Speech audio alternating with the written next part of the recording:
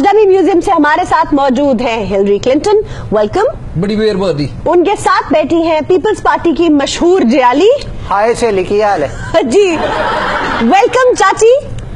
इस तरफ मौजूद हैं शी जिनपिंग, लेकिन सबसे ज्यादा इंपॉर्टेंट हमारे साथ मौजूद है डोनाल्ड ट्रंप, जो बात करेंगे एशिया पर अपनी पॉलिसी के बारे में। जी thank you very much. Ladies and gentleman, मेरे अजीज सज्जनों थे मित्रों, हाँ जी, मेरे को डरन की कोई लोड़ नहीं। मैं इतने कोई कच्चा इंच बम छुपा के नहीं आया, ते ना ही नेफेस तलवार ठुन के आया। ते डरन की कोई लोड़ नहीं। गल ये है कि तुसी भी ते अनेर पाया है ना।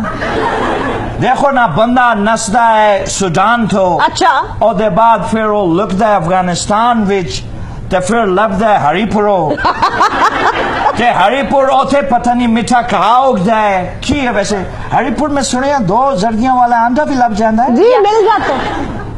है कोई इस पे चकी? अच्छा, तू किधर गल्ला करी जा रही है? ते बड़ा जालिम आदमी है जी, ये। मुझे- ते बखादा सजी है ते मारदा खब्बी है। अच्छा हिलरी, आपसे बेहतर इसे कौन समझ सकता है? जी की दसा साडा ते खाना ही खराब हो।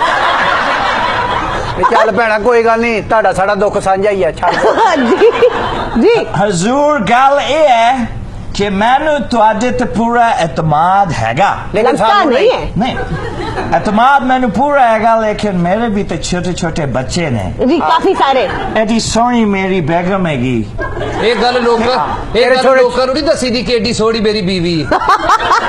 तेरे छोटे छोटे बच्चे ने ते बड़े बड़े होटल भी ने। तेरे अपने कसीनो भी ने। जी चाची, जे मैं गंदा होया, जे मैं बदनाम होया, जी, तो फिर ए भी तो नस जाएगी ना। मेरे नाल तो नहीं रहेगी फिर। ते कोई गल नहीं, तुहाडे कोल भी ते दस कही आई सी। What are you saying? चलो तुसी तकरीर करो, बड़ा ताड़ा लाडले बकरे वर्गा सिर है।